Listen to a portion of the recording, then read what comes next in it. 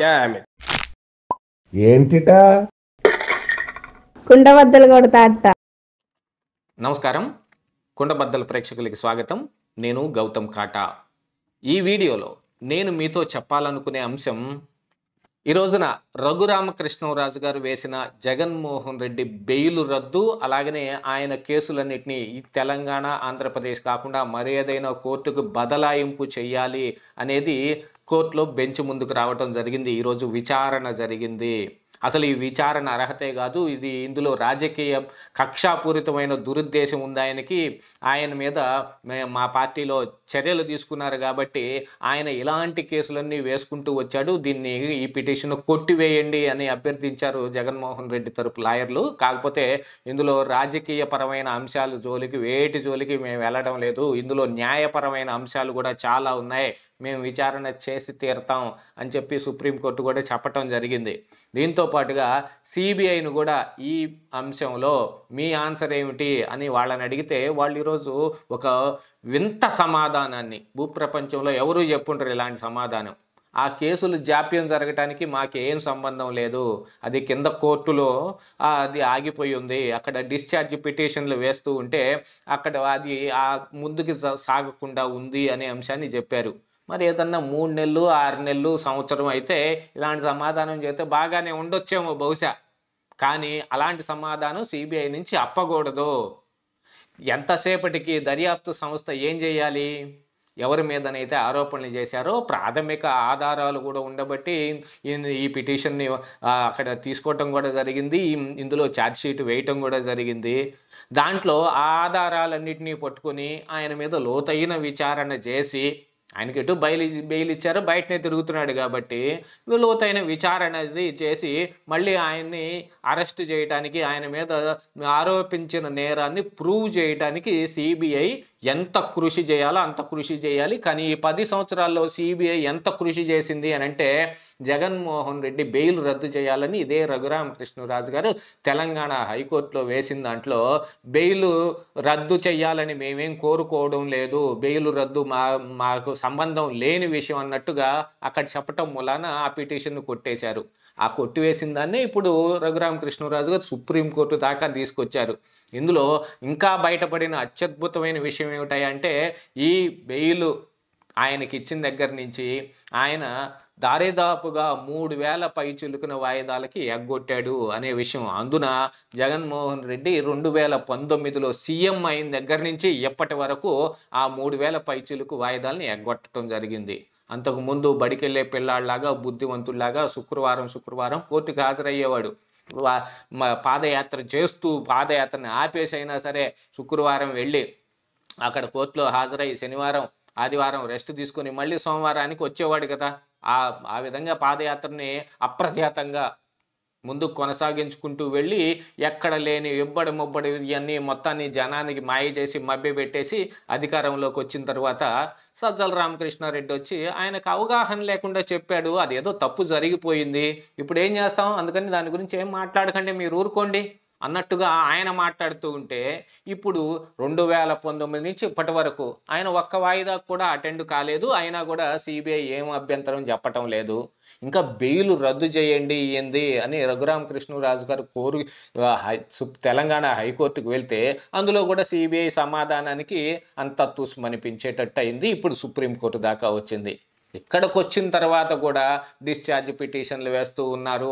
అందులో ఆ జాప్యంలో మాకేం సంబంధం లేదు అని అంటే, సంబంధం పెట్టుకోవాల్సిన అవసరం దర్యాప్తు సంస్థకు ఉంటుంది కదా. దర్యాప్తు సంస్థ ఉండేది ఎందుకు? త్వరితగతిన కేసులన్నింటినీ నడిపించటానికి, అత్యంత తొందరగా అందులో చేయాల్సిన విచారణ మొత్తం చేసి ఆరోపింపబడిన నేరం ప్రూవ్ అవ్వడానికి కావాల్సిన ఆధారాలన్నింటినీ తీసుకోవడానికి. ఇదే విధంగా మళ్ళీ సిబిఐకి అప్పగించే ముందు వివేకానంద రెడ్డికి హత్య కేసు కూడా ఏమైందో మనం చూసాం. సిబిఐకి అప్పగించిన తరువాత అందులో ఉన్న మతలబులన్నీ చూసి కొంతమందిని, దస్తగిరి లాంటి వాళ్ళందరూ అప్రూవర్గా మారిపోయిన తర్వాత మిగతా వాళ్ళని అరెస్ట్ చేసిన తర్వాత అవినాష్ రెడ్డి అరెస్ట్ అనేటప్పటికీ సిబిఐ కూడా ఏం చేయలేకపోయింది. సిబిఐ కూడా తూతూ మంత్రంగా ఇదిగో అరెస్టు అదిగో బెయిల్ అన్నట్టు ఆయన తీసరాటం అయిపోయింది, పంపించడం అయిపోయింది. ఆ విషయం ప్రజానీకానికి కూడా తెలియదు.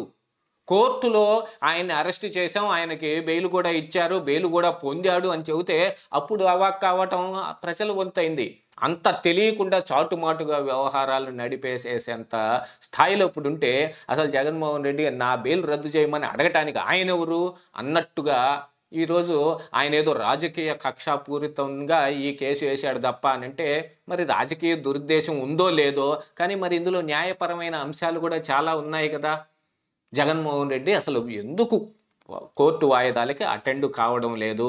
3000 పైచిలుకున వాయిదాలు అటెండ్ కాకుండా ఉంటే ఏ కోర్టు అయినా ఎందుకు ఊరుకుంటుంది, ఏ దర్యాప్తు సంస్థ అయినా ఎందుకు ఊరుకుంటుంది అనే విషయంలో కదా ఇప్పుడు ఇక్కడ దాకా తీసుకుని రావాల్సి వచ్చింది సుప్రీంకోర్టు దృష్టికి.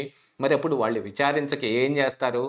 ఇందులో ఇంకా సుప్రీంకోర్టు సీరియస్గా చాలా కామెంట్స్ అయితే చేసింది, కానీ మీ జగన్మోహన్ రెడ్డి ఈ 3000 పైచిలుకు వాయిదాలు ఎందుకు అటెండ్ కావటం లేదు, దానికి సరైన కారణం అన్నా చూపించాల్సిన అవసరం ఉంది కదా. కాకపోతే ఇప్పుడు సిబిఐ ఎలాంటి ఆన్సర్ ఎందుకు వేస్తుంది, జగన్మోహన్ రెడ్డి ఈ లాయర్లు ఇలా ఎందుకు మాట్లాడుతున్నారు అని అంటే మళ్ళీ తిప్పి తిప్పి తీసుకొచ్చి అదే రాజకీయపరమైన అంశం. కేంద్రంలో ఉండే వాళ్ళ ద్వారా ఈ సిబిఐ కూడా ఒక దర్యాప్తు సంస్థ, ఇది కూడా ఒక వ్యవస్థల్ని మేనేజ్ చేస్తారు అనే దాంట్లో ఇలాంటివన్నీ జరుగుతూ ఉంటాయి.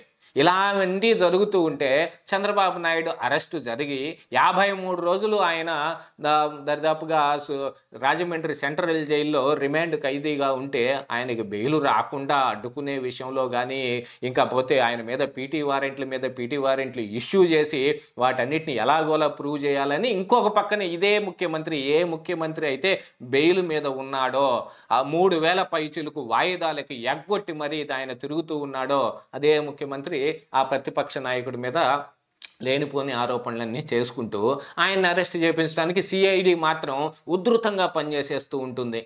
ఆయన ఏఏజీ పొన్నవోలు సుధాకర్ రెడ్డి ఎక్కడ లేని కట్టుకథలు కహానీలు మొత్తం తీసుకొచ్చి హైకోర్టులో చెబుతాడు. హైకోర్టులో చెప్పిన తర్వాత ప్రతిపక్ష నాయకుడికి బెయిల్ వస్తే ఆ బెయిల్ ఎలా రద్దు చేయించాలి అనే విషయంలో మళ్ళీ వీళ్ళందరూ సుప్రీంకోర్టుకు వెళ్తారే తప్ప ఇప్పుడు మరి జగన్మోహన్ రెడ్డి గారు ఆలోచించుకున్నారే ఏ రోజైనా? మనం ఇన్ని వాయిదాలకు వెళ్లకుండా ఉంటే ఏ రోజైనా ఎవరైనా బెయిల్ రద్దు అంశాన్ని తీసుకొని వస్తే కోర్టులో విచారణగా దిగితే ఏమవుతుంది అనే అంశాన్ని. కాకపోతే ఇవన్నీ ఏమిటంటే ఎన్నికల టైంలో నిక్ ఆఫ్ ది మూమెంట్లో రావటం మూలాన ఇది దరిదాపుగా ఎన్నికల తర్వాతకి వాయిదా పడినట్టుగా తెలియవస్తుంది. కానీ ముందుగానే ఈ ఫిబ్రవరి మాసంలోనో మార్చి మాసంలోనో గనక దీని మీద మళ్ళీ తిరిగి విచారణకు వస్తే గ్యారంటీగా జగన్మోహన్ రెడ్డి గారు బెయిల్ రద్దయ్యేటట్టుగానే కనిపిస్తూ ఉంది.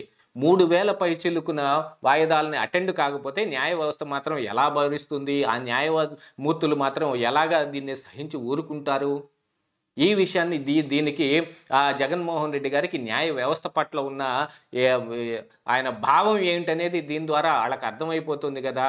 ఏది ఏమైనప్పటికీ జగన్మోహన్ రెడ్డి గారు ఇలా వాయిదాలకు అటెండ్ కాకుండా బెయిల్ రద్దు దాకా తీసుకొచ్చుకున్నారు. అందున రఘురామకృష్ణరాజు గారు రాజకీయ పూరితంగా చేశాడో, న్యాయపరమైన చిక్కులు ఉంటే వాటన్నిటిని తీసుకెళ్లి కోర్టు ముందు పెట్టాడో కానీ జగన్మోహన్ రెడ్డి బెయిల్ రద్దు మాత్రం మళ్ళీ తెరపైకి వచ్చింది. అది సుప్రీంకోర్టులో సిబిఐను కూడా ఇరికించే విధంగా తయారై కూర్చోవటం మాత్రం మంచి విశేషం అన్నమాట. ఇదే ఈరోజు కుండబద్దలు.